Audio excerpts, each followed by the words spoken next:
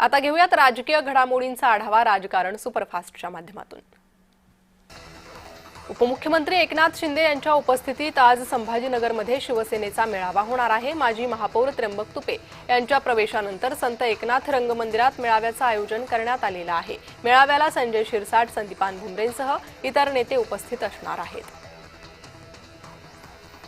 उपराष्ट्रपती पदाच्या निवडणुकीच्या पार्श्वभूमीवर शिवसेनेच्या खासदारांनी आज दिल्लीत बैठक बोलावलेली आहे। शिवसेना गटनेते श्रीकांत शिंदे यांनी महत्त्वाची बैठक बोलावली आहे। सर्व शिवसेनेच्या खासदारांना बैठकीत उपस्थित राहण्याचे आदेश देण्यात आले।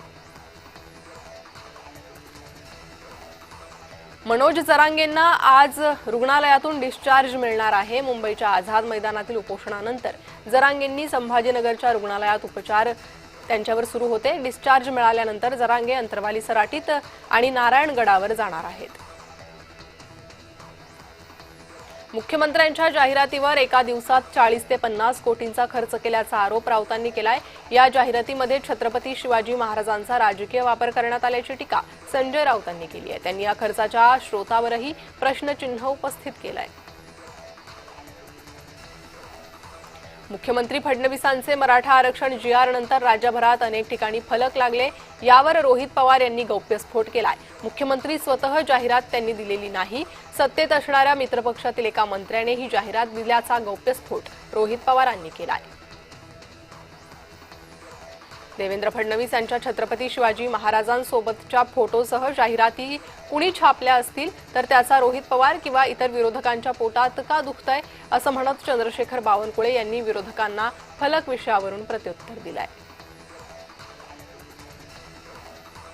महायुतीमध्ये कुठेही श्रेयवाद नाही। शिंदे आणि फडणवीस यांच्यातील युती अभेद्य आहे।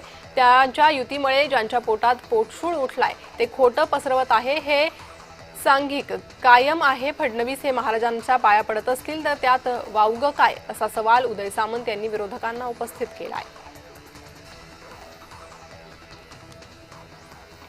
मराठा समाजाला कुणबीचे दाखले देण्याला सर्वांचाच आक्षेप आहे। सरसकट सरकारनं मराठा समाजाची मागणी पूर्ण केली नाही, याबद्दल मी मुख्यमंत्री देवेंद्र फडणवीसांचे आभार मानतो असे वक्तव्य गोपीचंद पडळकर यांनी केलंय।